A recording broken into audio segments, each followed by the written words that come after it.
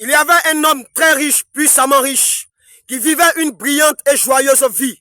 Il mangeait de tout, il possédait de tout, il était heureux, il n'avait d'égard pour personne, il ne craignait pas Dieu, mais il vivait une vie de luxe. Tandis qu'à côté de lui, il y avait un homme très pauvre qu'on appelait Lazare, qui avait un corps recouvert de plaies et d'ulcères, et les chiens venaient encore lécher, laper ses plaies.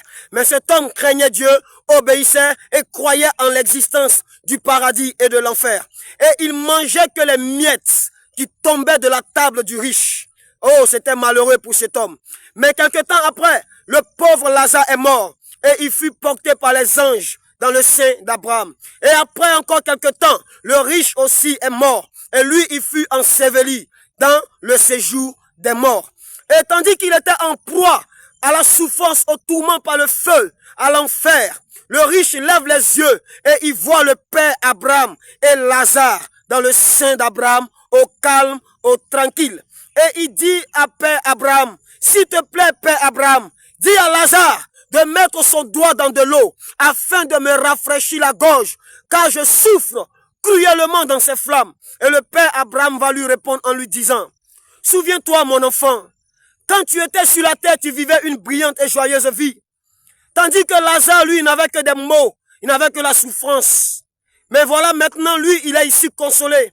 Et toi, tu es là, tu souffres. Alors, il va faire encore une seconde demande au père Abraham. Il va dire, père Abraham, alors envoie Lazare sur la terre, afin d'attester cette vérité-là à mes frères, afin que eux aussi ne viennent point ici, dans ce lieu de tourment. Mais le père Abraham va lui dire, s'ils n'écoutent pas les prophètes, s'ils ne croient pas ce que dit les prophètes, même si Lazare ressuscite des morts, pour aller leur attester la vérité de ces choses, ils ne croiront jamais. Cher ami, cher frère, tu n'as pas besoin de mourir avant de croire que l'enfer existe. Tu n'as pas besoin de mourir avant de croire que le paradis existe. Crois déjà à la parole que nous t'annonçons. Crois déjà à la bonne nouvelle de l'évangile qui t'est prêché.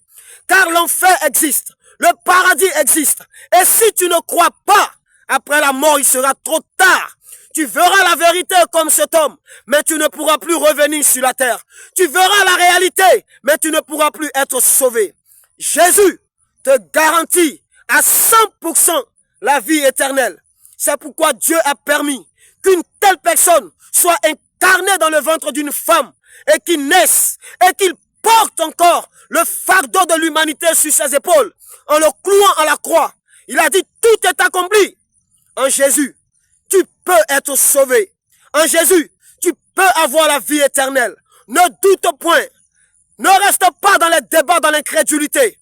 Il est temps que tu croies et que tu sois sauvé. Car Jésus est venu afin que tu aies la vie éternelle.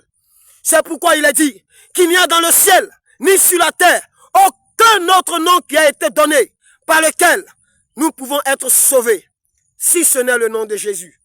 Que Dieu te bénisse. Accepte Christ et tu seras sauvé comme Lazare. Amen.